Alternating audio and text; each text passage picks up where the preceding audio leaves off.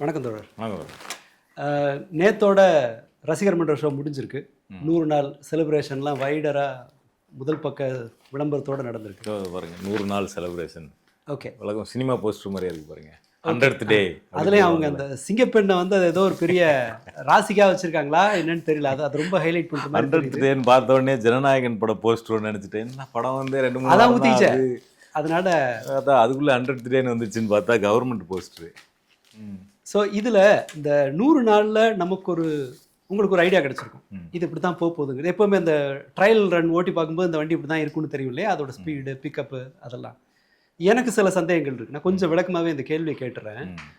இந்த 5 வருஷம் எனக்கு இந்த 100 நாளை பார்க்கும்போது எனக்கு எப்படி தோணுதுன்னா, சில விஷயங்கள் ரொம்ப இப்படி தான் இருக்குங்கிறத என்னால் அனுமானிக்க முடியுது. அக்ரஸிவ் ப்ரைவேடைசேஷன் இருக்கும் அப்படிங்கிற மாதிரியான தோற்றம் எனக்கு தெரியுது. அவங்களோட பட்ஜெட்டு, இன்றைக்கி அறிவிச்சிருக்கிற கண்டக்டருங்களை யூபி கம்பெனி ஒன்று ரெக்ரூட் பண்ண போகுது சென்னையில். எல்லா இடங்கள்லையும் ப்ரைவேடைசேஷன் இருக்க போகுது, கவர்மெண்ட் வந்து விட்ரா பண்ணிக்குங்கிறதுக்கான அறிகுறி தெரியுது. ஈவன் சிபிஎம்ஏ கூட அதை ஒத்துக்கிறாங்க ஒரு பகுதி அளவுக்கு. அடுத்ததாக லா அண்ட் ஆர்டர் இதை விட இன்னும் வேர்ஸ்டாக தான் ஆகும். இனி வந்து அது நார்மல், அது சரியாகிறதுக்கான வாய்ப்பு ரொம்ப குறைவுங்கிற மாதிரி எனக்கு தெரியுது கிடைக்கிற செய்திகள்லேருந்து. நான் ஒரு கொஞ்சம் சைக்காலஜி பேக்ரவுண்டில் இருக்கிறதுனால நான் நினைக்கிறது என்னென்னா, இரஸ்பான்சிபிளாக இருந்தவங்களுக்கு தனக்கு ஒரு அடையாளம் கிடைச்சதா அவங்க நினைக்கிறாங்க. ஸோ எதுக்குமே லாயக்கு இல்லைன்னு நினச்சவங்கலாம் ஒரு கவர்மெண்ட்டை ஃபார்ம் பண்ணிட முடியுங்கிற மாதிரியான நம்பிக்கைக்கு இவங்க போன பிறகு அதுக்கு சம்மந்தம் இருக்கா இல்லையாங்கிறது வேறு. பட் ஒன்றுமே இல்லாமல் இருந்தவங்க, பொறுப்பு இல்லாமல் இருந்தவங்க, இவங்கெல்லாம் தனக்கு ஒரு அடையாளம் கிடைச்சதுன்னு நினைக்கும் போது, அல்லது கொஞ்சம் இம்பல்சிவாக இருக்கும்போது இது இன்னும் அதிகரிக்கும் போல் தெரியுது. இந்த பேட்டர்ன்லாம் பார்க்கும்போது அது தெரியுது. Law and order. மூணாவதாக இவங்களோட எந்த டிசாஸ்டருக்கும் பெருசாக இன்வெஸ்ட்மெண்ட் இந்த மாதிரியான தமிழ்நாட்டினுடைய நீண்டகால நலன்கள் குறித்த பிரச்சனை இருக்குல்ல, இது எதுலையும் சீரியஸாக இருக்க போகிறது இல்லை. அண்டு பிற மாநிலங்கள் இன்வெஸ்ட்மெண்ட்டை தூக்கிட்டு போகிறதுல ரொம்ப அக்ரெசிவாக இருக்கிறாங்க. அதனால் அது எல்லாமே பெருமளவுக்கு ஒரு வீழ்ச்சியை சந்திக்குங்கிற எனக்கு ரொம்ப சந்தேகமாக இருக்குது. அண்ட் ஆஸ் யூஷுவல் இவங்களோட பிஆர் எக்ஸசைஸ் போயிட்டுருக்கும், எனக்கு அதில் டவுட் இல்லை. என்னோட கருத்துலேருந்து வச்சுக்கிட்டு நீங்கள் அடுத்த 4.25 வருஷம் எப்படி இருக்கும்னு எதிர்பார்க்குறீங்க? முதல்ல இந்த 100 நாள் அப்படிங்கிறதுல நம்ம ஃபஸ்ட்டு இவங்க நிறைய ஒரு ஒப்பீனியன் செட் பண்ணியிருக்காங்க, நரேட்டிவ் செட் பண்ணியிருக்கிறாங்க. அந்த நரேட்டிவில் வந்து ஃபஸ்ட்டு க்ளீன் கவர்னன்ஸ், ஊழலே ஒழிக்கப்பட்டுடுச்சு அப்படிங்கிறதுக்காக தொடர்ச்சியான அந்த நரேட்டிவ் செட் பண்ணிக்கிட்டே இருக்காங்க. இது எக்ஸாக்டாக இது யார் பண்ணது அப்படின்னா, பிஜேபி 2014 வந்த உடனே அவங்க ஃபஸ்ட்டு செட் பண்ண நரேட்டிவ் வந்து என்னென்னா, காங்கிரஸ் ஆட்சி வந்து ஊழல் ஆட்சி. பாஜக வந்த உடனே ஊழல் இனிமேல் எவனுமே பண்ண முடியாது, ஏன்னா மோடி ஒரு ஸ்ட்ராங் லீடர். அந்த ஸ்ட்ராங் லீடருக்கு கீழே யாராலையுமே ஊழல் பண்ண முடியாது அப்படின்னு பாஜக செட் பண்ண சேம் நரேட்டிவை இங்கே விஜயை முன் வச்சு இவங்க செட் பண்ணிக்கிட்டு இருக்கிறாங்க. அதுக்காக பல பேரை தொடர்ச்சியாக பேட்டி கொடுக்க வச்சுக்கிட்டே இருக்கிறாங்க. ஆமாம், இதில் வந்து ஃபஸ்ட்டு கல்வித்துறையிலேருந்து ஒருத்தர் வந்து பேட்டி கொடுத்தாரு.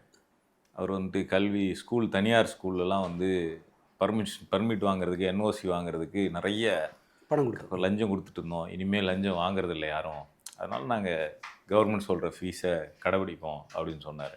அடுத்த ஒருத்தர் வந்தார், ஆம்னி பஸ் உரிமையாளர் சங்கம் அப்படின்னு சொல்லிட்டு வந்தார். அவர் வந்துட்டு நாங்கள் பஸ்ஸுக்கு கிளியரன்ஸ் வாங்குறதுக்கும் நிறையா லஞ்சம் கொடுப்போம், இப்போ லஞ்சம் வாங்க மாட்டேன்னு சொல்லிட்டாங்க. இந்த புதிய தலைமுறையில் குண்டு வீசினவர் இல்லையா? அப்போ இனிமேல் நாங்கள் கவர்மெண்ட்டு காசில் ஓட்டுவோம், கவர்மெண்ட் ஃபிக்ஸ் பண்ணுற காசில் அப்படின்னு சொன்னார். அடுத்து பத்திரப்பதிவுத்துறை சங்கம் அப்படின்னு ஒருத்தர் வந்தார். அவரும் வந்துட்டு இந்த மாதிரி போன ஆட்சியில் நிறையா லஞ்சம் இருந்தது, கமிஷன் இருந்தது, இனிமேல் அது இல்லை அப்படின்னு. இது எல்லாமே ப்ராப்பராக ஒவ்வொரு துறையிலேருந்தும் ஒவ்வொருத்தர் வந்து பேசிக்கிட்டே இருக்கிறாங்க. இப்போ இன்வெஸ்ட்மெண்ட் மாநாட்டில் கூட பார்த்தோம்னா ஒருத்தர் வரார், போன ஆட்சியிலலாம் எங்களுக்கு நிறைய கஷ்டம் இருந்தது, இப்போ எல்லாத்தையுமே ஈஸி ஆக்கிட்டாங்க, நாங்கள் அப்ளை பண்ணோம், உடனே எங்களுக்கு தகவல் வந்தது, ரொம்ப ஈஸியாக ப்ராசஸ் முடிஞ்சிருச்சு, இவ்வளோ ஈஸியாக முடியுதேன்னு எங்களுக்கு ஆச்சரியமாக இருக்குது. ஒரு இன்வெஸ்ட்மெண்ட் ஒரு மாநிலத்தில் பண்ணுறதுக்கு இப்படி ஒரு ஈஸியான வழி இருக்குங்கிறதே இந்த கவர்மெண்ட் வந்து தான் அதை உருவாக்கியிருக்கிறாங்க அப்படின்னு ஒரு ப்ராப்பராக வந்து என்ன பண்ணுறாங்கன்னா, ஒவ்வொரு துறையிலேருந்து ஒவ்வொரு ஆளை வச்சு இங்கே வந்து ஏற்கனவே இந்த ஹேர்டில்ஸ் எல்லாம் நீக்கப்பட்டுடுச்சு அப்படின்னு ஒரு நரேட்டிவ் மட்டும் செட் பண்ணிக்கிட்டே இருக்கிறாங்க. அதில் செட் பண்ணுறதுக்காக பயன்படுத்தப்பட்டவங்க யார் அப்படின்னு அவங்க பேக்ரவுண்டு தேடி பார்த்தா தான் இது பக்கா செட்டிங் அப்படிங்கிறது தெரியுது. இப்போ அந்த ஸ்கூல் சரியில்லைன்னு சொன்னவர் பாஜகவினுடைய கல்வி பிரிவு நிர்வாகி. இந்த ஆம்னி பஸ் உரிமையாளராக வந்தவர் ஹிந்து சேனா அப்படிங்கிற ஒரு ஆர்எஸ்எஸ் அமைப்பை வச்சுருந்தவர். அவர் வந்து இந்த புதிய தலைமுறை ஆஃபீஸில் குண்டு வீசின வழக்கில் கைது செய்யப்பட்டவர். ஸோ இது வந்து பக்கா நரேட்டிவ் செட்டிங்கில் இன்றைக்கி என்ன பண்ணுறாங்கன்னா, 100 டேஸ் ஆஃப் அச்சீவ்மெண்ட்ஸ்னு அவங்க ஃபிக்ஸ் பண்ணதில் ஃபஸ்ட்டு விஷயம் வந்து இதுதான் க்ளீன் கவர்னன்ஸ் அப்படிங்கிறது. அதை தாண்டி வேற என்ன இவங்க 100 டேஸ் சாதனைகள்னு ஒரு விளம்பரம் எல்லா பேப்பர்லையும் கொடுத்துருக்குறாங்க. அந்த பேப்பரில் புதியதாக ஏதாவது சாதனை இருக்குதா அப்படின்னு கேட்டோம்னா பெருசாக ஒன்றும் இல்லை. ஃபஸ்ட்டு அவங்க போட்டிருக்கிறது சிங்கப்பெண் படை. அந்த படையை நம்ம வந்து முதல் 2 நாள் பார்த்தோம். அங்கங்கே நானும் சில ஏரியாவிலலாம் அங்கங்கே சுற்றிட்டு இருந்தது. ஒரு 2 நாள் பார்த்தேன், ரீல்ஸ் நிறையா வந்தது. அதுக்கு பிறகு கடந்த ஒரு 2-3 வாரமாக சிங்கப்பெண் படையில் இருக்கக்கூடிய போலீஸை நான் சென்னை முழுக்க அங்கங்கே சுற்றிட்டேன், எங்கேயுமே பார்க்க முடியல. ஸோ அந்த அளவுக்கு தான் அவங்களுடைய அந்த இதுங்கிறது இருக்குது. அடுத்தது வந்து தாய்மாமன் தங்கமோரம் திட்டம். இது ஒன்று தான் அவங்க கொண்டு வந்த புது திட்டம்னு நினைக்கிறேன். ஸோ அதுவும் ஒரு ஒர்த்து இல்லாத திட்டம் தான் அது. ஏன்னா நம்ம முன்னாடியே இதை பற்றி ஒரு பெரிய வீடியோ ஒன்று பேசியிருக்கிறோம். அந்த கோல்டில் கொடுக்கக்கூடிய இன்வெஸ்ட்மெண்ட் ஒரு டெட் இன்வெஸ்ட்மெண்ட்டாக மாறும். அதனால் அந்த பெருசாக சொசைட்டிக்குள்ளே கேஷ் சர்க்குலேஷனுங்கிறது நடக்காது. இது வந்து பெரிய அளவில் சமூக மாற்றத்துக்கு எந்த வகையிலும் இந்த திட்டம் பயன்படாது அப்படிங்கிறத நம்ம பேசியிருக்கிறோம் ஏற்கனவே. ஆமாம். இன்னொன்று அது ஒதுக்கீடும் பிறக்கிற குழந்தைகளுக்குமான எண்ணிக்கை வேறுபாடு, அப்போ அது எந்த அளவு சாத்தியங்கிறதுமே ஒரு டவுட் இருக்கு. ஆமாம் ஆமாம் ஆமாம். அடுத்தது வந்து இந்த இன்வெஸ்ட்மெண்ட் கான்க்ளேவில் 1 லட்சம் கோடி இன்வெஸ்ட்மெண்ட். இது ஒரு பக்கா செட்டிங். இது என்னன்னா கடந்த ஆட்சி காலத்தில் கொண்டு வந்த பல நிறுவனங்களினுடைய எக்ஸ்பேன்ஷன் ப்ராஜெக்ட். ஒரு நிறுவனம் ஒரு இடத்துல இன்வெஸ்ட் பண்ணிட்டாங்கன்னா அவங்க கண்டிப்பாக அடுத்த வருஷம் ஃபர்தராக அதை எக்ஸ்பேண்ட் பண்ண தான் செய்வாங்க. ஏன்னா அவங்களோட ப்ராஃபிட் அதிகப்படுத்தணும். அதனால வந்து அது அந்த எக்ஸ்பேன்ஷன் ப்ராஜெக்ட் எல்லாம் இவங்களோட சாதனை அப்படின்னு காட்டிக்கிறதெல்லாம் வந்து அது வந்து இதுவே இல்லை. ஆமாம், சும்மா 1 லட்சம் கோடி கணக்காட்டணுங்கிறதுக்காக விக்ரம் சோலார் வந்து 800 கோடி முதல்ல அது சக்சீட் ஆனால் அடுத்தது 600 கோடி என்னமோ முதல்ல அதை 15,000 கோடின்னு கணக்காட்டியிருக்காங்க. ஆனால் அவங்களோட பிளான் படியே வந்து முதலீடு 800 கோடி என்னமோ தான், அதுக்கு மேலே இல்லைன்னு நினைக்கிறேன். 600 800 மீதி எல்லாம் அதன் பிறகு வர்றது ஒரு கனவுல இருக்கு இல்லையா, அந்த மாதிரியானது தான். ஸோ அதை 15,000 கோடி கணக்கில் சேர்த்துட்டாங்க. 7 MOU வந்து அவங்க இந்த மாநாட்டுக்கு முன்னாடி போட்டிருந்தாங்க. அந்த 7 மொத்த வேல்யூ 35,000 கோடின்னு சொல்லியிருந்தாங்க. அதில் 34,600 கோடி வந்து டிஎம்கே பீரியடில் கொண்டு வந்த கம்பெனிஸோடைய எக்ஸ்டென்ஷன். வெறும் 400 கோடி தான் புதிதாக இவங்க ஆட்சியில் கொண்டு வந்த ப்ராஜெக்ட்ஸ். அதை நோண்டி பார்த்தா எதாவது இடம் விடமா இருக்கும். அப்போ 35,000 கோடியில் வெறும் 400 கோடி தான் புது ப்ராஜெக்ட். இந்த 67,000 கோடி இந்த மாநாட்டில் கொண்டு வந்ததுலையும் நிறையா சிக்கல் இருக்குது. அதில் 10,000 கோடி கம்பெனி ஒன்று மாட்டினதை நம்ம பார்த்தோம். 1 லட்ச ரூபா கேபிட்டல் வச்சுக்கிட்டு 10,000 கோடி MOU போட்டிருக்காங்க. இதே மாதிரி உத்தரப்பிரதேசத்தில் ஒரு சம்பவம் நடந்தது. அங்கே பச்சிஐன்னு ஒரு ஸ்டார்ட் அப் கம்பெனி. ஓகே, அவங்க என்ன பண்ணாங்கன்னா இன்வெஸ்ட்மெண்ட் யோகி வந்த புதுசில் இன்வெஸ்ட்மெண்ட்டை நாங்கள் நிறையா கொண்டு வந்துட்டோம்னு காட்டுறதுக்காக 25,000 crores இன்வெஸ்ட் பண்ணுறாங்க. யாருன்னா ஸ்டார்ட் அப் கம்பெனி. உலகத்தில் எந்த ஸ்டார்ட் அப் கம்பெனியாலையாவது 25,000 கோடி இன்வெஸ்ட் பண்ண முடியுமா? அப்படி பண்ணுற போகிறாங்க அப்படின்னு MOU போட்டு அதை சாதனை கணக்காக காமிச்சாங்க. அடுத்த ஒரு 2 வருஷத்தில் அந்த MOU கேன்சல் பண்ணப்பட்டுச்சு. என்னன்னு சொல்லினா இந்த கம்பெனிக்கு இந்த பணத்தை போடுறதுக்கான ஃபினான்ஷியல் கேப்பபிலிட்டி இல்லை. இதே இப்போ தான் கண்டுபிடிக்கிறீங்களான்னு தாத்தாவையே சாப்பிட்டு சாயங்காலம் தேடுறாங்க. ஸோ அந்த 10,000 கோடி லைட் ஹவுஸ் கிரீன் டேட்டா சென்டராக அந்த கம்பெனி வந்து என்ன நிலைமைக்கு ஆகுதுங்கிறது வரும் வருடங்களில் தான் தெரியும். ஸோ அது மாதிரி வந்து இந்த கான்க்ளேவ் வச்சு இவங்க பண்ணதுங்கிறது அந்த பிஸ்னஸ் ஸ்டாண்டர்டில் வந்த அந்த ஆர்டிக்கல் இருக்கு இல்லைங்களா, இன்வெஸ்ட்மெண்ட் பெர்ஃபார்மன்ஸில் புது சிஎம் வந்த பிறகு தமிழ்நாடு ரொம்ப பின்தங்கி இருக்கிறது, இன்வெஸ்ட்மெண்ட் இண்டெக்ஸ்லேயும் பின்னாடி போயிருக்கு அப்படின்னு சொல்லக்கூடிய அந்த உண்மையை மடைமாற்றுவதற்காக இந்த மாநாட்டில் 1 லட்சம் கோடி இன்வெஸ்ட்மெண்ட் அப்படிங்கிற கேம்பெயினை, அது ஆக்சுவலாக ஒரு ப்ராப்பகேண்டா மாநாடு, கான்க்ளேவ் பிஸ்னஸ் கான்க்ளேவ் கிடையாது. ஏன்னா இப்போ கடந்த காலம் ஜெயலலிதா இருந்தபோது நடந்திருக்கு, ஸ்டாலின் இருந்தபோது நடந்திருக்கு குளோபல் இன்வெஸ்டர் மீட்லாம். அதெல்லாம் நடந்து முடிஞ்சதுக்கு அப்புறம் தான் எவ்வளோ இன்வெஸ்ட்மெண்ட் வந்துச்சுன்னு சொல்லுவாங்க. மாநாடு நடக்க போகுதுன்னு வரக்கூடிய விளம்பரத்திலே பார்த்தோம்னா 1 லட்சம் கோடி. அப்போ நீங்கள் உங்களோட அஜெண்டா வந்து அந்த 1 லட்சம் கோடி 100 நாளில் 1 லட்சம் கோடி, அதுவும் ரைமிங்காக 100 லட்சம் ரவுண்ட் ஆஃப் பண்ணி ரைமிங்காக அது கேம்பெயினுக்கான ஒரு stanza. Okay, 100 days 1 lakh crore in 100 days அப்படிங்கிறது அதை வந்து கொண்டு போய் சேர்க்கறதுக்காக பண்ணியிருக்கிறாங்க. இது அடுத்தது வந்து இந்த 717 கடைகள் மூடப்பட்டது, டாஸ்மாக் கடைகள். ஓகே, இது கடந்த காலங்களையும் பண்ணியிருக்கிறாங்க. 400 கடை 500 கடை மூடி இருக்கிறாங்க போன முறை ஆட்சிக்கு வந்தப்பையும். இவங்களும் அதை ஆனால் சாதனையில் இதையும் சேர்த்துருக்கலாம். ரெஸ்டோ பாரு, 100 மீட்டர் தூரத்தில் பார் வச்சுக்கலாம், ஆன்லைன் மது அதையும் சாதனையில பிரைவேடைசேஷன் கூட சேர்த்துக்கலாம். நாங்கள் செஞ்சுட்டு ஏன் தவிர்க்கிறாங்கன்னு தெரியல. QR கோட் மூலமாக வாங்குறது. இவ்வளவு தன்னடக்கம் தேவையில்லை, அதையும் கொஞ்சம் சொல்லியிருக்கலாம். அடுத்தது வெற்றி ஸ்கில் ட்ரைனிங் ஸ்கீம். இது ஒன்றும் இல்லை, போன வாட்டி நான் முதல்வன் அப்படிங்கிற பேரில் இருந்ததை இவங்க வெற்றின்னு முன்னாடி சேர்த்துக்கிட்டு வெற்றி ஸ்கில் ட்ரைனிங் ஸ்கீம்னு போட்டுக்கிட்டாங்க. அதுவும் இவங்களோட பட்டியலில் சேர்த்துக்கிட்டாங்க. அடுத்தது 6000 கோடி allocated annually to improve water supply. அதெல்லாம் இன்னும் எதுவும் நடைமுறைக்கு வரல. ஓகே. இன்னும் சொல்லப்போனால் டிஎம்கே வந்த பிறகு சென்னையில் நடந்த மிகப்பெரிய ஒர்க் என்னன்னா இந்த ரெயின் வாட்டர் அந்த இதை வந்து ட்ரெயின் சிட்டி முழுக்கவே பண்ணாங்க. நீங்கள் சென்னையில் எந்த ஏரியாவுக்கு போனாலும் சிட்டி லிமிட்டுக்குள்ளே இருக்கிற ஏரியா சொல்கிறேன், சிட்டி லிமிட்டுக்கு வெளியில், அதாவது சிட்டியாக இன்னைக்கு கருதப்படும். இப்போ போரூர் எடுத்துக்கிட்டிங்கன்னா போரூரில் சில ஏரியா சிட்டிக்குள்ளே வரும். அதே காட்டுப்பாக்கம் இன்னும் சில ஏரியா போனால் அதெல்லாம் சிட்டியில் வராது, ஊராட்சி அல்லது வேறு எல்லைக்குள்ளே வரும். அங்கெல்லாம் நடந்திருக்காது. ஆனால் சிட்டி லிமிட்டுக்குள்ளே வரக்கூடிய ஏரியாவுக்குள்ளே நீங்கள் 2021 to 22 நீங்கள் வண்டி ஓட்டிட்டு போகிறதே பெரிய இதுவாக இருந்திருக்கும், சேலஞ்சாக இருந்திருக்கும். ஏன் அப்படின்னா அவ்வளோ மழைநீர் வடிகால் ஒர்க்கு வந்து நடந்தது. கடந்த ஒரு 2-3 வருஷத்தில் பெரிய அளவில் சென்னை டேமேஜ் ஆகலை மழையில் அப்படின்னா அதுக்கு காரணம் அந்த ஒர்க்கு. அந்த மழைநீர் வடிகால் வந்து அதில் பர்ஃபெக்ஷன் இல்லை அப்படின்னு குற்றம் சாட்டுவாங்க, அதெல்லாம் வேற. ஆனால் அதை தாண்டி அந்த ஒர்க்கு நடந்ததுனால தான் சென்னை ஓரளவுக்காவது தாக்கு பிடிச்சிது. இப்போ அந்த மாதிரி எதுனா பண்ணியிருக்கிறாங்களா, ஏதாவது இல்லை இனிஷியேட் பண்ணியிருக்கிறாங்களா, அல்லது ஏதாவது ஒரு எங்களுக்கு கனவு இருக்குது இந்த சிட்டியை இப்படி மாற்ற போகிறோன்னு ஏதாவது ஒரு கனவை வெளிப்படுத்தியிருக்காங்களான்னா ஒன்றும் கிடையாது. அடுத்தது வந்து போதைக்கான அந்த ஸ்பெஷல் டாஸ்க் ஃபோர்ஸ்ன்னு சொல்கிறாங்க. அது வந்து இப்போ நம்ம பார்த்துக்கிட்டு இருக்கோம். கோயம்புத்தூரில் ஒரு மாணவன், திருவொற்றியூரில் ஒரு மாணவன் போதைப்பொருள் பயன்படுத்தியதை சொன்னாங்க, காட்டி கொடுத்தாங்க அப்படிங்கிறதுக்காகவே அவங்க வந்து சக மாணவர்களாலேயே அடித்து கொல்லப்பட்டிருக்கிறாங்க. இதெல்லாம் வந்து பெரிய விஷயமா போயிட்டுருக்கு. அண்ணன் சீரு இதுவும் நம்ம பேசுனது தான். அதே தாய்மாமன் தங்கம் மோதிரம் இல்லை, அது ரொம்ப இயல்புலையே அது ரொம்ப இது மாதிரி கேட்க ரொம்ப டிஸ்கஸ்டிங்காக இருக்கிற ஒரு திட்டம். அது சீர் அது வந்து வரதட்சணைக்கு ஒரு திரும்ப லேபிள் கொடுக்குற மாதிரி நடுவில் அந்த நிறைய அந்த பாலிமரில் வர நியூஸ் எல்லாம் பார்த்துருப்பாங்கன்னு நினைக்கிறேன். ஊரையே மிரள பாலிமரில் எல்லா சேனலும் போடுறாங்க. பாலிமரே அப்படியே 100 வண்டியில் சீர் கொண்டு வந்த மாமன், தடபுடலா பண்ண மாமன் அப்படின்னு சொல்லி அதுக்கு ஒரு ஒரு அருவருப்பான ஒரு செய்தி. அது உண்மையில் உன் பணக்கொழுப்பில் போய் போடுறீங்கன்னா அதுக்கு நம்ம என்ன பண்ண முடியும்? ஆனால் அதை ஒரு கவர்மெண்ட்டே ஸ்கீமாக அறிவிக்குது. அண்ட் இன்னொரு இது ஒரு ரொம்ப மோசமான டெட் இன்வெஸ்ட்மெண்ட். ஒரு சவரன் 1 லட்சம் ரூபா பணம் அப்படியே செத்து கிடந்த மாதிரி உள்ள கிடக்க போகுது. அப்படியே எத்தனை வருஷத்துக்கு செத்து கிடக்குன்னு தெரியாது. ஆமா, அது போய் சேர்ந்து அப்படியே ரூம்ல கிடக்கும், தூங்கும். அதோட நிதி ஒதுக்கீடு இருக்கு இல்லையா, 5ல் ஒருத்தருக்கு தான் கிடைக்கும் போல இருக்கு. தமிழ்நாட்டில் நடக்கிற திருமணங்கள்ல 5ல் ஒருத்தருக்கு தான் கிடைக்கும். அப்போ ஒரு 1/5 ஆஃப் த மேரேஜுக்கு மட்டும்தான் இவர் அண்ணன். 4 கல்யாணங்களுக்கு ஒரு அண்ணன் இல்லை, 4 பெண்களுக்கு ஒரு அண்ணன் இல்லை. நான் 5ல் ஒரு பொண்ணுக்கு தான் அண்ணன்.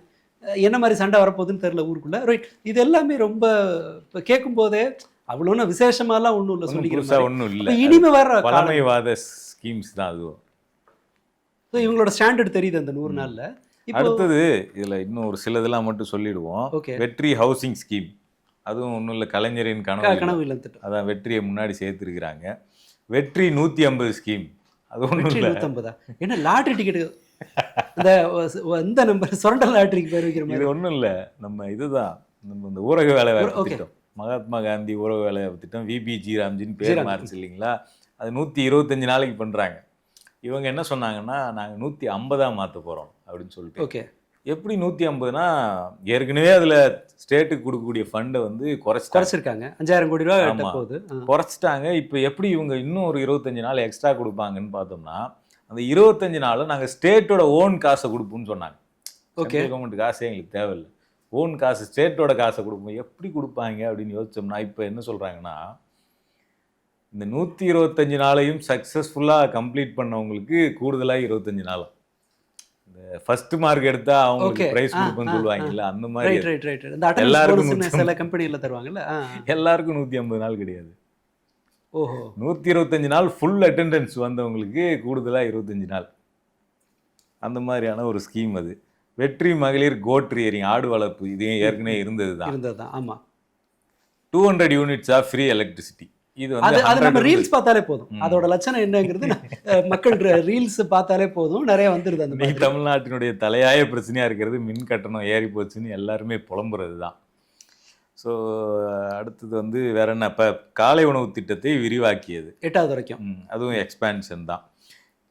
வேற என்ன, வெற்றி லேப்டாப், அதுவும் ஏற்கனவே லேப்டாப். இருந்தது. சைக்கிளை மாடர்ன் பண்ணி சைக்கிள், ஓகே ஏற்கனவே நீங்கள் கொடுத்து நார்மல் சைக்கிள், நான் கொடுக்குறது ஹெல்மெட்டோட கூடிய சைக்கிள். ஓகே. இந்த மோடி பண்ணார்ல, ரயிலுக்கு வெள்ளை பெயிண்ட் அடிச்சு மூக்கை நீட்டி விட்டு புல்லட் ட்ரெயின்னு நம்மளை ஏமாத்தினார் இல்லையா, வந்தே பாரத், அந்த மாதிரி ஒன்று பண்ணியிருக்காங்க போல. கடைசியாக இருக்கிறது ஹானஸ்ட் அண்ட் டிரான்ஸ்பரண்ட் கவர்னன்ஸ். இதுதான் எனக்கு இதுல ஒரு சந்தேகம். இங்க மட்டும்தான் அரசு அறிவிப்புகள் வந்து அதிகாரப்பூர்வமா வர்றதே கிடையாது. இவங்க நியமிப்பாங்க, ஒரு மாசம் கழிச்சு நியமிக்கப்பட்டவர் நான் தான் இந்த பதவியில இருக்கேன்னு சொன்னா தான் வெளியில தெரியும். ஆமா, இவங்க டிரான்ஸ்பரண்ட் கவர்மெண்ட். பல பேரை போட்டிருக்காங்க அந்த மாதிரி. ஜனநாயகன் படத்து ப்ரொடியூசர்ல இருந்து அவருக்கு பிராண்ட் ஸ்ட்ராட்டஜிஸ்டா ஒர்க் பண்ணவர், அவருக்கு பொலிட்டிக்கல் ஸ்ட்ராட்டஜிஸ்டா ஒர்க் பண்ணவர், ஹேர் ஸ்டைலிஸ்டுக்கு ஏதாவது வந்திருக்கா கொடுக்க போறதா சொல்லிட்டு இருக்காங்க. செக்யூரிட்டிக்கு வரதா போட்டிருந்தாங்க, செய்தி வந்துருச்சு. அவரோட கேமராமேனா ஒர்க் பண்ணவர், அதே மாதிரி வந்து அவருடைய கோட்டு படத்தினுடைய ப்ரொடியூசர் அர்ச்சனா கல்பாத்தி, அவருடைய கட்சி விழாவில் பாட்டு பாடின பாடகர் வேல்முருகன், இப்படி எல்லாருக்கும் வந்து அவருக்கு யார் யாரெல்லாம் ஃபேவர் பண்ணாங்களோ அவங்க எல்லாருக்கும் டிரான்ஸ்பரண்ட் இல்லாத அப்பாயின்மெண்ட் அப்படிங்கிறது நடந்திருக்கு. அதெல்லாம் விட இன்னைக்கு முதலமைச்சர் அலுவலகத்தில் இருந்தே ஒரு முறைகேடு நடந்திருக்கு. முதலமைச்சர் ஆபீஸை தலைமைச் செயலகத்திலிருந்து நாமக்கல் கவிஞர் மாளிகைக்கு மாத்துறாங்க, 10வது ஃப்ளோருக்கு மாத்துறாங்க. அவருக்கு கம்ஃபர்டபுளா இல்லை அங்கே இருக்கிறது. ஏன்னா அவர் வீட்டில் வந்து அவருடைய எல்லா வீடுமே கடலை பார்த்த மாதிரி தான் இருக்கும்.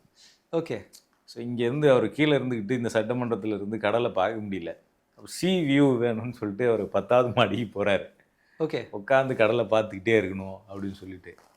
அப்போ அந்த இடத்துக்கு மாற்றும் போது அதுக்கு என்ன பண்ணுறாங்கன்னா, இந்த நியூஸ் ஒரு மாதத்துக்கு முன்னாடியே வந்துருச்சு, மாற்ற போகிறாங்க, இது வேலை நடக்கிற காட்சிகளும் டிஸ்மேண்டில் பண்ணிட்டாங்க, புது வேலையும் ஆரம்பிச்சிட்டாங்க. ஆனால் டெண்டர் வந்து இப்போ தான் விட்டுருக்காங்க. வேலை நடந்துகிட்டு இருக்கு ஆல்ரெடி, ஆனால் டெண்டர் இப்போ தான் வந்திருக்கு. இதுவே முரண்பாடாக இருக்கு. ஓகே சரி. ஆகஸ்ட் 12ஆம் தேதி டெண்டர் அனௌன்ஸ் பண்ணியிருக்காங்க. 17ஆம் தேதி வரைக்கும் அது வந்து ஆன்லைனில் வரல. டெண்டருக்குன்னு ஒரு வெப்சைட் இருக்குது தமிழ்நாடு கவர்மெண்ட்டுக்கு. 50 லட்ச ரூபாய்க்கு மேலே எந்த டெண்டர் போட்டாலும் அது ஆன்லைனில் கம்பல்சரி போட்டாகணுங்கிறது விதி. இது 5.5 கோடி ரூபா ப்ராஜெக்ட்டு, சிஎம் ஆஃபீஸை மாற்றுறதுக்கு 5.5 கோடி. அது வந்து ஆன்லைனில் வரல. இப்போ டைம்ஸ் ஆஃப் இந்தியா ரிப்போர்ட்டர்னு எடுத்து போயிட்டு கேட்குறாரு பிடபிள்யூ டிபார்ட்மெண்ட்டில் செக்ரட்டரிகிட்ட, எங்கள் டெண்டரில் அனௌன்ஸ் பண்ணி ஆன்லைனில் காணணும். அவர் கேட்டுட்டு வந்து அரை மணி நேரத்தில் அவசரமாக அப்லோட் பண்ணிடுறாங்க, மீடியாவுக்கு தகவல் போயிடுச்சு, இதுக்கப்புறம் வச்சுட்டு இருக்கக்கூடாதுன்னு சொல்லிட்டு. ஓகே. இப்போ டிரான்ஸ்பரண்ட் கவர்மெண்ட். செப்டம்பர் 1ஆம் தேதி வரைக்கும் டெண்டர் பீரியட் இருக்குது. டெண்டருக்கு அப்ளிகேஷன் போடுற பீரியடு செப்டம்பர் 1ஆம் தேதி வரைக்கும் இருக்குது. ஆனால் வேலை ஆல்ரெடி நடந்துக்கிட்டு இருக்கு. ஸோ எந்த கம்பெனிக்கு யாருக்கு இந்த டெண்டர் கொடுக்கப்பட்டதுன்னு அவங்களை கண்டுபிடிச்சி பேக்ரவுண்டை செக் பண்ணால் ஈஸியாக கண்டுபிடிச்சிடலாம். ஒருவேளை ஒரு படத்துக்கு எதுவும் செட்டு போட்டவங்களுக்கு கொடுத்துருக்காங்களா இல்லையாங்கிறத. அந்த மாதிரியான அந்த டிரான்ஸ்பரண்ட்டுக்கு வந்து இன்னைக்கு சிஎம் ஆஃபீஸோடைய வேலையிலேயே அந்த டிரான்ஸ்பரண்ட் இல்லாமல் நடந்துட்டு இருக்குங்கிற சர்ச்சை பெருசாக எழுந்திருக்கு. இப்போ நம்ம இதே 100 டேஸில் ஒரு கவர்மெண்ட் என்ன பண்ணிட முடியும் அப்படின்னு இன்னைக்கு கேட்கக்கூடிய மக்கள் நிறையா இருக்கிறாங்க.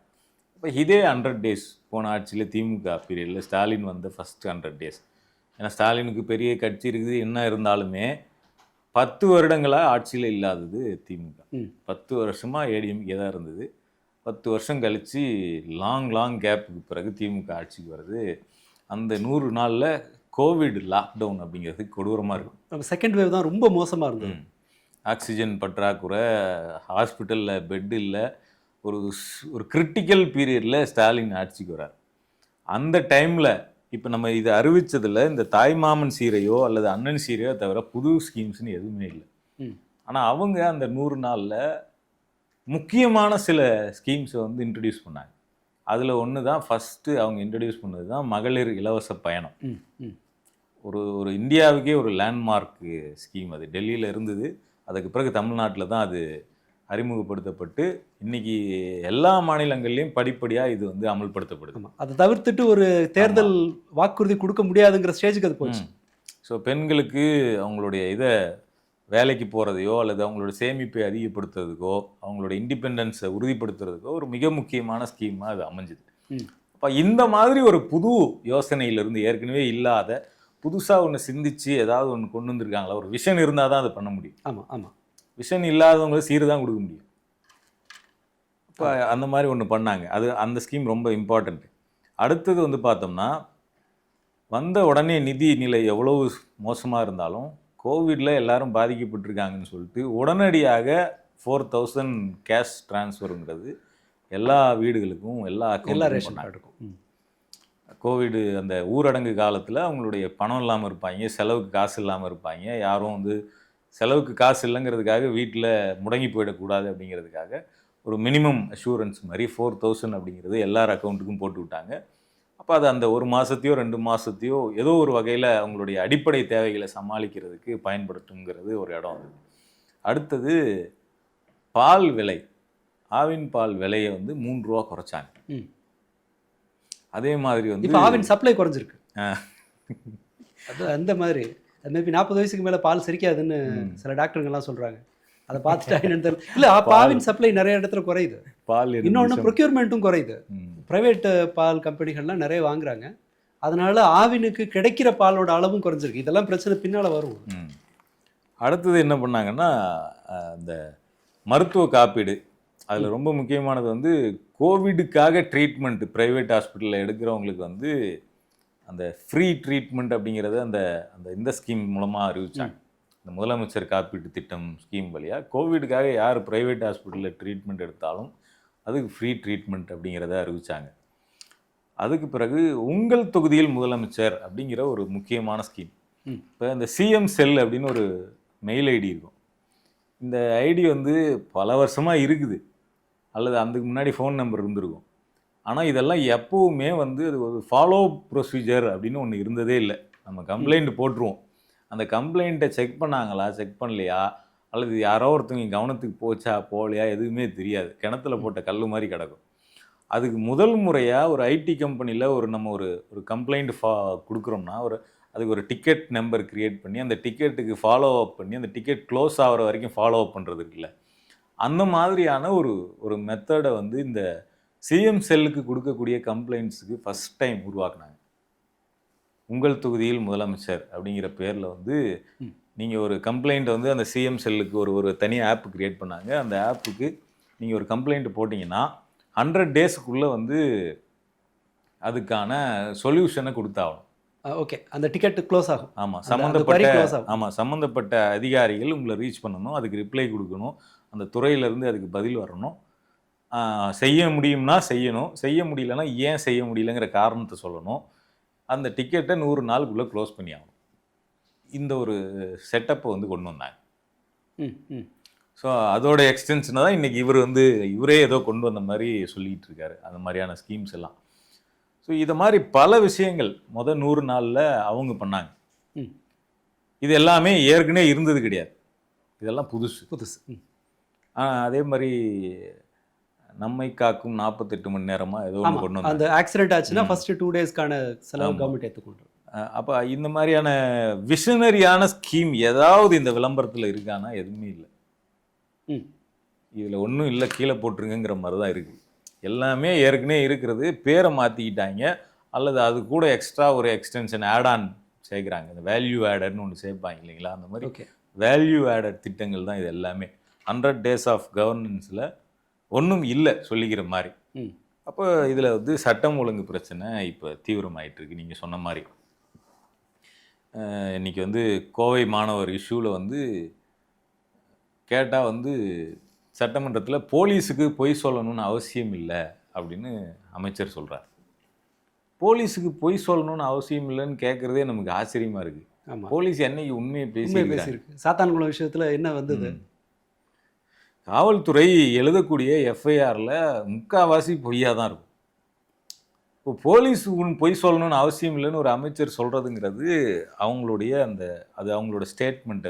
அவங்க ஸ்டேட்மெண்ட்டுனா அப்போ இப்படி தான் இருக்க போகுது, போலீஸ் என்ன சொல்கிறாங்களோ அதைத்தான் இந்த அரசாங்கம் கேட்க போகுது, அல்லது அதன்படி தான் இந்த அரசாங்கம் நடக்க போகுது அப்படிங்கிறதுக்கான ஒரு சிக்னல் தான் அமைச்சர் வந்து போலீஸுக்கு பொய் சொல்லணும்னு அவசியம் இல்லை அப்படிங்கிற ஸ்டேட்மெண்ட். அப்போ அதிகாரிகள் பேச்சை கேட்டுக்கிட்டு ஒரு அரசாங்கம் நடக்குது அப்படின்னா, காவல்துறை அதிகாரிகள் பேச்சை கேட்டு போலீஸ் கேட்டு ஒரு அரசாங்கம் நடக்குதுன்னா மட்டும் கேட்டு போலீஸ் சொல்கிறத கேட்டு நடக்கிறாங்க அப்படின்னா கிரைம் வந்து ஹெவியாக அதிகரிக்கும். ஒன்று ஸ்டேட் வயலன்ஸ் அதிகமாகும், ஹியூமன் ரைட்ஸுக்கு எதிரான ஸ்டேட் வயலன்ஸ் அப்பாவிகள் அடித்து கொல்லப்படுறது, அடிக்கப்படுறது, துரத்தப்படுறது இது அதிகரிக்கும். ம். ரெண்டாவது கிரிமினல்ஸ் அதிகரிப்பாங்க. ம். போலீஸ் எங்கே ஹை ஹேண்ட் எடுக்கிறாங்களோ அந்த இடத்துல கிரிமினல்ஸ் அதிகரிக்கும். அதிகரிப்பாங்க. ஆமாம். ஏன்னா அவ்வளோ மாமூலுங்கிறது அந்த இடத்துல வலிஞ்சு ஓடும். அதிகாரிகளின் ஆட்சி நடக்கிற இடத்துல ம். மாமூல் அப்படிங்கிறது கொடூரமாக போகும், சப்ளை ஆகும். கிரிமினல்ஸ் ஹை ஹேண்ட் எடுக்கிறதே எந்த இடத்துலலாம் போலீஸ் ஹை ஹேண்ட் எடுக்கிறாங்களோ அங்கே தான் கிரிமினல்ஸ் ஹை ஹேண்ட் எடுக்கும். ஓகே, அப்போ கரெக்ட் தான். ஏன்னா சென்னை தான் அதிகமாக ரொம்ப சீக்கிரமாக ம். போலீஸால் வந்து சேர முடியும், ரொம்ப கான்சென்ட்ரேட்டடாக இருக்கிற இடம். ஆனால் இங்கே தானே நிறைய அந்த பிரச்சனைலாம் இருக்குது. ரவுடிசமோ அதுவோ மற்ற ஊரோட ஒப்பிடும்போது இங்கே தான் அதிகமாக இருக்கும். ஓகே, இப்போ இப்படி ஒரு சூழலை நோக்கி தான் இது நகர்ந்துக்கிட்டு இருக்கு. ஒருவேளை அதிகாரிகள் பேச்சை மட்டுமே நம்பி ஆட்சி நடப்பது அப்படிங்கிறத வந்து அவங்க வந்து தீவிரமான பிரச்சனைகள் எல்லாம் சந்திக்க ஆரம்பிக்கல. ஒருவேளை மக்கள் போராட்டங்கள் பெருக ஆரம்பிச்சுது அப்படின்னா அந்த பிரச்சனைகளோட வீரியம் தீவிரமாகும். இப்போ அங்கங்கே 1-2 சாம்பிள் தான் அவங்க பார்த்துட்டு இருக்காங்க. இப்போ திருவொற்றியூருக்கு போனப்போவே அந்த தனுஷ் அவருடைய வீட்டுக்கு போனப்போ ஆதவ அர்ஜுனாவோ ராஜ்மோகனோ மக்களை சந்திக்காமலே அவங்க வீட்டு உள்ளே போயிட்டு நேராக காரில் ஏறி போயிட்டே இருக்கிறாங்க. மக்கள் சுற்றி நின்று கத்துறாங்க, கேள்வி கேட்குறாங்க. ஆமாம், இப்போ பொதுவாக இப்போ விளாத்திக்குளத்தில் ஒரு ரேப் நடந்தது. ஒரு மாணவி ரேப் பண்ணப்பட்டு கொலை பண்ணப்பட்டப்போ அந்த இடத்துக்கு கனிமொழி போனாங்க. கனிமொழியை கண்ணா அப்படின்னு அந்த ஊர் மக்கள் திட்டினாங்க, கேள்வியாக கேட்டாங்க, ஓடலை, நின்று அதுக்கு ப்ராப்பராக ரெஸ்பாண்ட் பண்ணிவிட்டு ப்ரெஸ்ஸை மீட் பண்ணிவிட்டு வீட்டுக்குள்ளே போயிட்டு பார்த்துட்டு தான் போனாங்க. ஆனால் இங்கே இவங்க 2 பேர் என்ன பண்ணுறாங்கன்னா முன்னாடியே போலீஸ்கிட்ட சொல்லி வச்சிட்டாங்க, அங்கே வந்து ரிலேட்டிவோ ஊருக்காரங்களோ யாரும் இருக்கக்கூடாது, ஒன்லி ஃபேமிலி, அந்த ஃபேமிலி யாரோ அவங்க மட்டும்தான் இருக்கணும். உள்ளே போகிறது ஸ்ட்ரைட்டாக வந்து காரில் ஏறி போயிட்டே இருக்கிறது, இடையில ப்ரெஸ்ஸு யாரையுமே அலோவ் பண்ணக்கூடாதுன்னு. அப்போ இதுதான் இவங்களுடைய பேட்டர்னாக இருக்குது. நாங்கள் வந்து அதிகாரிகள் சொல்கிறத அப்படியே ஃபாலோ பண்ணுவோம், எங்களை வந்து யாரும் கேள்வி கேட்டால் நாங்கள் வந்து அங்கேருந்து எஸ்கேப் ஆகிடுவோம் அப்படிங்கிற அந்த பேட்டர்னை வச்சு தான் இவங்க வந்து ஆட்சியவே அந்த க்ரௌடை என்கிட்ட அண்டை விடாதன்னு சொல்லி வடிவேலு ஒரு இதில் சொல்கிற மாதிரி 2 பாடி கார்டோடு இருக்கிற மாதிரி அரசு எந்திரம் அதுக்கு தான் இருக்குது. அப்போ இது ஒரு சிங்கிள் இன்சிடென்ட் திருவொற்றியூரில் நடந்திருக்கிறது. இந்த மாதிரி தமிழ்நாடு முழுக்க போராட்டங்கள் அதிகமாச்சு, மக்கள் அதிகமாக கேள்வி கேட்க ஆரம்பித்தாங்க அப்படின்னா கம்ப்ளீட்டாக அதிகாரிகள் முழு அதிகாரத்தையும் கையில் எடுப்பாங்க. இப்போ அங்கே எடுத்துக்கிட்டு இருக்காங்க. இது தமிழ்நாடு முழுக்க போராட்டங்கள் நடந்துச்சுன்னா தமிழ்நாடு முழுக்கவே அதிகாரிகள் கையில் எடுப்பாங்க. அன்னைக்கு வந்து இன்னுமே அதோடைய எஃபெக்ட் வந்து தீவிரமாக இருக்கும். ஓகே, ஸோ இதெல்லாம் வந்து நம்ம சந்திக்க போகிற சவால்கள் அடுத்த 4.25 வருஷத்தில். ஓகே, அதை தாண்டி இந்த 100 வருஷத்தில் இவங்க பண்ண பெரிய சாதனை அப்படின்னு எதை குறிப்பிடலாம், லேண்ட்மார்க் சாதனைன்னு எதை குறிப்பிடலான்னா, இதுவரைக்கும் திமுகவோ அதிமுகவோ செய்யாதது இவங்க ஒன்று பண்ணியிருக்கிறாங்க. அது என்னன்னா தமிழ்நாட்டு அரசியலில் குதிரை பேரம். குதிரை பேரத்தில் இவங்க பெரிய சாதனை பண்ணியிருக்கிறாங்க. இது வரைக்கும் தமிழ்நாட்டில் எந்த கட்சியாலையுமே செய்ய முடிஞ்சதில்லை. ஈவன் பாஜகவால் கூட, இந்தியா முழுக்க குதிரை பேரத்தில் ஈடுபடக்கூடிய பாஜகவால் கூட தமிழ்நாட்டு அரசியலில் குதிரை பேரத்தை பண்ண முடிஞ்சதில்லை. ஆனால் முதல் முறையாக தமிழ்நாட்டில் அதை செய்ய முடியும், குதிரை பேரம் செய்து எம்எல்ஏக்களை விலைக்கு வாங்க முடியும் அப்படிங்கிறத தாவேகா முதல் முறையாக செய்து காட்டி. இந்த ஆனால் எந்த பிரச்சனையும் இல்லாமல் அரசாங்கம் போகும்போதே இத்தகைய சிக்கல்களை எதிர்கொள்ளலாம்னு நம்மளால மதிப்பிட முடியுதுன்னா, பட் வரும் நாட்கள் வந்து வழக்கத்தை விட கடினமானது. தோராயமாக இன்னொரு 3 போகம் ஒழுங்கான விளைச்சல் வர வாய்ப்பில்லை அப்படிங்கிறது தான் ஸ்டேட்டஸ். எல்னினோ தீவிரமான எல்னினோ இருக்குது. போதுமான நிலத்தடி நீர் இல்லை. எலக்ட்ரிசிட்டி கூடுதல் தேவை வரும்போது அதை ஃபுல்ஃபில் பண்ணுற அளவுக்கு கட்டுமானம் கிடையாது. நமக்கு உரம் போதுமான அளவு, அந்த வளைகுடா போர் காரணமாக உரம் வர்றது பிரச்சனைக்கு ஆக போகுது. வேலைவாய்ப்பு ரொம்ப மோசமாக வீழ்ச்சி அடைஞ்சிட்டு இருக்கு, நினச்சி பார்க்க முடியாத அளவுக்கு. இதெல்லாம் ஒரு பொறுப்பான ஒரு அரசு இருக்கும்போதே இதை சமாளிக்கிறது கடினம். அதாவது மக்களோடு கனெக்டடாக இருக்கிற ஒரு அரசு, மக்களுடைய குறையெல்லாம் அங்கே போய் சேர்ற இடம். ஆனால் இவர்கள் மக்களிடமிருந்து டிட்டாச் ஆகியிருக்காங்க பெருமளவு. தான் நினைக்கிறத ஜனங்க கேட்டால் போதுங்கிற மாதிரி இருக்காங்க. இந்த கடினமான சூழலில் தமிழ்நாட்டோட நிலைமை எப்படி இருக்கும், அரசின் போக்கு எப்படி இருக்கும்னு நினைக்கிறீங்க? அரசின் போக்கு பொறுத்த வரைக்கும் அவங்க எல்லாத்தையுமே ஒரு பிஆர் கேம்பெயின் வச்சு ஹேண்டில் பண்ணிடலாம் அப்படிங்கிற கான்ஃபிடன்ஸ் லெவல் அவங்களுக்கு இருக்கு. இல்லை, இது வரைக்கும் அதில் சக்சீடும் ஆயிருக்கு. ஆமாம், அதில் சக்ஸஸ் பண்ணியிருக்கிறாங்க. அவங்க ஆட்சிக்கு வந்ததே அதை வச்சு தான் வந்திருக்கிறாங்க. ஏன்னா வந்து இது வரைக்கும் தமிழ்நாட்டில் ஏதாவது ஒரு தலைவர் வெறும் 11 நாள் பிரச்சாரம் பண்ணி முதலமைச்சர் ஆயிருக்கிறாங்களான்னா கிடையவே கிடையாது. ஓகே, இந்திய அளவில் கூட இருக்க வாய்ப்பு எங்கேயுமே வாய்ப்பு இல்லை. இந்தியாவுக்கே இது ஒரு மாடல். உங்களுக்கு ஒரு பாப்புலாரிட்டி இருக்குது அப்படின்னா அந்த பாப்புலாரிட்டியை பயன்படுத்திக்கிட்டு ரொம்ப குறைவாக பேசினா போதும். டெய்லி ரெகுலராக பாலிடிக்ஸில் ஈடுபடணும்னு அவசியம் இல்லை. ரொம்ப குறைவாக பேசினா போதும். உங்களுடைய நிர்வாகிகள் ஊர் ஊராக போய் பிரச்சாரம் பண்ண வேண்டியதில்லை. நீங்கள் எல்லா ஊருக்கும் போக வேண்டியதில்லை. எதுவுமே செய்ய வேண்டியதில்லை. நடைபயணம் போக வேண்டியதில்லை. சர்வீஸ் பண்ண வேண்டியதில்லை. எதுவுமே ஜனங்களோட பண்ண குறைய கேட்க வேண்டியதில்லை. வேண்டியதில்லை. மக்களுக்காக போராட்டங்கள் செய்ய வேண்டியதில்லை. கைதாக வேண்டியதில்லை. டெய்லி ஏதாவது ஒரு அறிக்கை வெளியிடணும்னு அவசியம் இல்லை. வாரத்துக்கு ஒரு முறை, மாதத்துக்கு ஒரு முறை ஒரு அறிக்கையை நான் இருக்கிறேன்னு காட்டிக்கிறதுக்காக வெளியிட்டா போதும். இதெல்லாம் பண்ணியே ஒருத்தர் ஆட்சிக்கே வந்துட முடியும் அப்படிங்கிறதுக்கு இந்தியாவுக்கே ஒரு மாடல்னா விஜய் தான். ஆமாம். அப்போ அந்த ஒரு சோஷியல் மீடியா கேம்பெயின் அல்லது மெயின் ஸ்ட்ரீம் மீடியாவுடைய கேம்பெயினை வச்சுக்கிட்டு, ஒரு பிஆர் கேம்பெயினை வச்சுக்கிட்டு ஆட்சியவே பிடிச்சிட முடியும் அப்படிங்கிற ஒரு மாடலை செட் பண்ணியிருக்கிறாங்க. அதை வச்சுக்கிட்டு இன்னைக்கு நடக்கக்கூடிய சமூகத்தில் நடக்கக்கூடிய எல்லா விவாதங்களையுமே அவங்களுக்கு சாதகமாக திருப்ப முடியும் அப்படிங்கிறதையும் அவங்க ஒர்க் அவுட் பண்ணி காமிச்சிருக்கிறாங்க. முக்கியமாக அதில் பெரிய விஷயம் இருக்கிறதுலே கரூர் ஸ்டாம்பேடை வந்து அவங்களுக்கு சாதகமாக மாற்றினது. இது எனக்கு தெரிஞ்சு வேற யாராலையும் சாத்தியப்பட்டிருக்க முடியுமான்னு தெரியல. இல்லை, அதை விட பெரிய பிரச்சனை இப்போ ஒன்று பார்க்குறேன். நம்மளோட பார்வையில் அனந்தஜித் வந்து கோமாளித்தனமாக பேசுகிறவர், இல்லாஜிக்கலாக பேசுகிறவருன்றதுக்கு இல்லையா.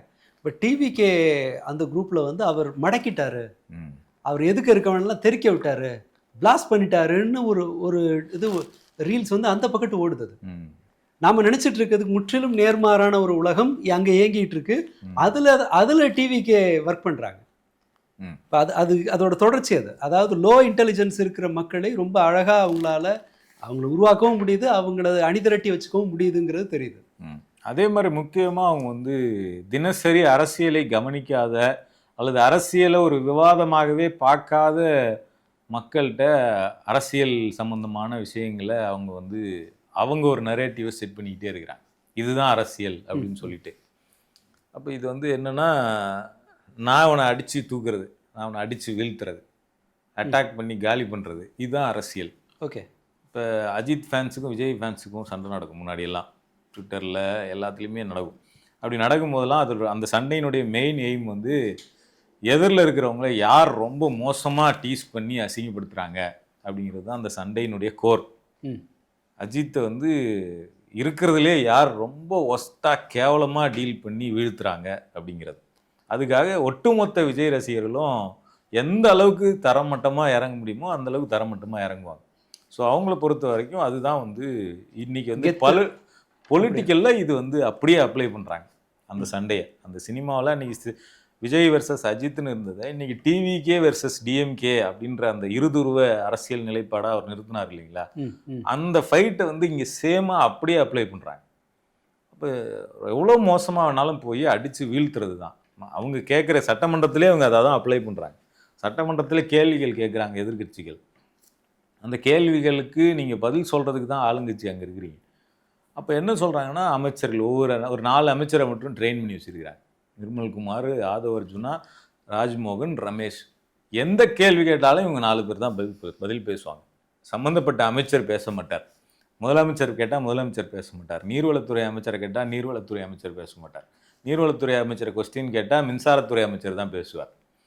அவர் வந்து எந்திரிச்சிட்டு இதே மாதிரி எதிர்கட்சி எதிரில் இருக்கிறவங்கள ட்ரிகர் பண்ணி விடுவார். நீங்கள்லாம் என்ன பண்ணீங்க தெரியுமா அப்படின்னு சொல்லிட்டு ட்ரிகர் பண்ணி விடுவார். அதுக்கு ட்ரிகர் ஆகாமல் ஏதாவது அவங்க கவுண்டர் சொல்லி அவர் மொக்க வாங்கிட்டாருன்னா உடனே இன்னொரு அமைச்சர் எந்திரிப்பார். ராஜ்மோகன் எந்திரிச்சு அவர் இன்னொரு கணையை எறிவார். அப்போ ஏதோ ஒரு இடத்துல எதிர்கட்சியை ட்ரிகர் பண்ணி அவங்கள வந்து மக்களை நோக்கின கொஸ்டினை கேட்க விடாமல் அந்த இடத்துல ஒரு சண்டையை உருவாக்கணும். அந்த சண்டையில் யார் ஜெயிக்கிறாங்கன்னு பார்த்துடலாம். இதை தான் இன்றைக்கி ஆதவ் அர்ஜுனா நேற்று வெளிப்படையாகவே சொன்னார். நீங்கள் 55 பேர், நாங்கள் 100 பேர், யார் சவுண்டு பெரிய சவுண்டுன்னு அடித்து பார்த்துருமான்னு சொல்லிட்டு, சட்டமன்றமே இங்கே நடக்க முடியாது அப்படின்னு. இப்போ அந்த அப்ரோச்சை அப்படியே பொலிட்டிக்கலில் ஃபிட் பண்ணி அதை பொலிட்டிக்கல் கேரக்டராகவே வந்து மக்களுக்கு மாற்றுறாங்க. அரசியலை தினசரியாக பார்க்காத மக்களுக்கு அரசியல்னால் இவங்க கேள்வி கேட்பாங்க, அவங்க பதில் சொல்லணும். அவங்க கேள்வி கேட்டால் இவங்க பதில் சொல்லணும். அப்போ தான் இதை மக்கள் இதை இடையிலேருந்து மக்கள் பார்த்துக்கிட்டு இருப்பாங்க. அவங்க முடிவெடுப்பாங்க யார் கரெக்டான பதிலை சொல்கிறாங்க, யார் மக்களுக்காக நிற்கிறாங்க அப்படின்னு. இந்த கல்ச்சரை ஒழிச்சு கட்டிட்டு யார் போட்டு செம அடிக்கிறாங்க அப்படின்னு பார்க்கறது தான் பாலிடிக்ஸ் அப்படின்னு நான் பொலிட்டிக்கல் க்ரௌடுக்கு ஒரு விஷயத்தை அவங்க செட் பண்ணிகிட்டு இருக்காங்க, கற்று தர்றாங்க. இதை வந்து இன்ஃப்ளூயன்சர்ஸை வச்சு, பாலிட்டிக்ஸே பேசாத இன்ஃப்ளூயன்சர்ஸ், அவங்க வந்து திடீர்னு ஒரு ஒரு டெக் சேனலாக இருப்பாங்க, அல்லது வீலாகராக இருப்பாங்க, அல்லது ப்ராடக்ட் ப்ரமோஷன் பண்ணுறவங்களா இருப்பாங்க, அல்லது மேக்கப் ஆர்டிஸ்டாக இருப்பாங்க, அல்லது ஒரு மருத்துவ குறிப்பு சொல்லக்கூடிய டாக்டராக இருப்பாங்க. இப்படி பல துறைகளில் இருக்கவங்களா இருப்பாங்க, இல்லை சினிமா சின்னத்திரை நடிகர்களாக இருப்பாங்க, சைடு ஆக்டர்ஸாக இருப்பாங்க. என் வீட்டை திருடிட்டாங்கன்னு சாபம் விடுறதுக்காக சேனல் ஆரம்பிச்ச ஒரு பாட்டிமா இப்போ வந்து எங்க நிக்குதுன்னா, த்ரிஷா டிசிஎம் இல்ல அதுக்கு மேல ஒரு பதவிக்கு அவங்களுக்கு தகுதி இருக்கு அப்படின்னு சொல்லி இப்போ புதுசா ஒரு பூனைக்குட்டியா இது பண்ணியிருக்காங்க, இறக்கி விட்டுருக்காங்க. அதாவது என்னன்னா, மெயின் நியூஸ் பக்கம் யாரும் வந்துடாதீங்க, உங்களுக்கு நாங்க பேசுறதுக்கான இது தரோம். இப்போ விஜய் டிவி ஒரு இது நிகழ்ச்சி ஒன்று நடத்துனாங்க. அதாவது பொதுமக்களிடமிருந்து பிக் பாஸ் கண்டஸ்டண்ட்டை தேர்ந்தெடுக்கிறது. அது ஒரு அநாகரிகமா ஒரு சேர் கிடக்கு, அந்த சேரை யார் பிடிக்கிறாங்களோ அவங்க தான் ஜெயிப்பாங்கன்ற மாதிரியா என்னன்னு தெரியல. அந்த சேரை கேப்சர் பண்றதுக்கான போட்டி நடக்குது. ஒரு கால ஒருத்தரும் இன்னொரு கால ஒருத்தரும் சேரை இழுத்து இழுத்து ஒருத்தர் அடிச்சுக்கிறாங்க. ஒரு அம்மா சேரை இப்படி தலையை வந்து சேர்ல வச்சு சேரை கேப்சர் பண்ணுது. அந்த தலை மேல இன்னொரு லேடி உட்கார்றாங்க. கிட்டத்தட்ட மக்களையும் அரசியல் ரீதியா இப்படி ஒரு ஒரு ஒரு ஒரு அல்ப சண்டை பக்கம் நகர்த்துற மாதிரி தெரியுது. இந்த அதுதான் நீங்க ஆமையன் அஜித் அப்படின்னு இவங்க போடுவாங்க. அவங்க அதுக்கு பதிலாக இன்னொரு கேவலமான ஹேஷ்டேக் போடுவாங்க. ஆமாம், அவனை பற்றி நான் கேவலமாக பேசுவேன், என்னை பற்றி அவன் ரொம்ப கேவலமாக பேசுவான், இதை ஒரு நாங்கள் ஜாலியாகவே எடுத்துக்கிறது அப்படிங்கிற மாதிரி அரசியலுக்குள்ளே இந்த கல்ச்சரை வந்து அவங்க கொண்டு வராங்க. ஓகே, அப்போ இதுதான் அரசியல் அப்படின்னு ஒரு ஒரு நரேட்டிவ் செட் பண்ணி அதை சக்ஸஸும் பண்ணியிருக்கிறாங்க.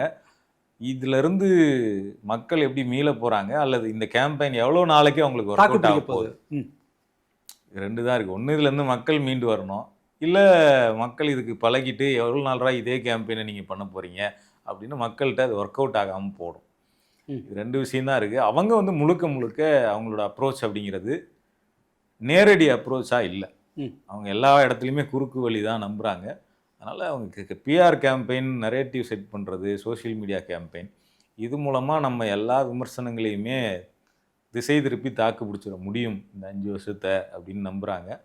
ஸோ இதை தாண்டி அவங்களுக்கு நேஷ்னல் பாலிடிக்ஸில் வேறு ஒரு கனவுலாம் வந்திருக்கு. ஸோ அதனால தான் நார்த் இந்தியாவினுடைய சோஷியல் மீடியா இன்ஃப்ளூயன்சர்ஸ் கிட்ட அதிகமாக ஸ்பெண்ட் பண்ணுறாங்க பணத்தை.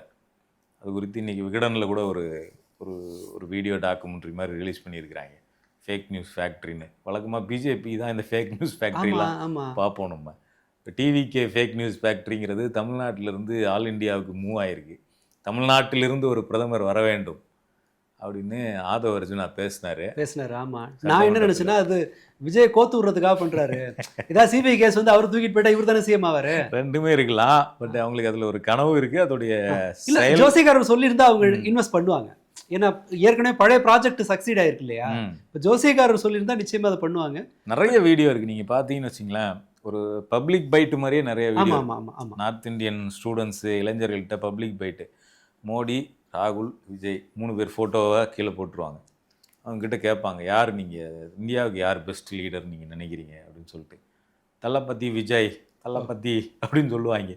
இங்கே அப்படியே இதில் ஒரு 2 இருக்கும், இங்கே ஒரு 3 இருக்கும், இதில் பார்த்தோம்னா 17 இருக்கும். ஓகே, அந்த ஓட்டு ஏறிக்கிட்டே இருக்கும், கவுண்ட் ஒருத்தராக தளபதி தளபதின்னு சொல்ல இந்த மாதிரி ஒரு கேம்பெயினும் ஃபுல்லாக பண்ணிகிட்டு இருக்காங்க.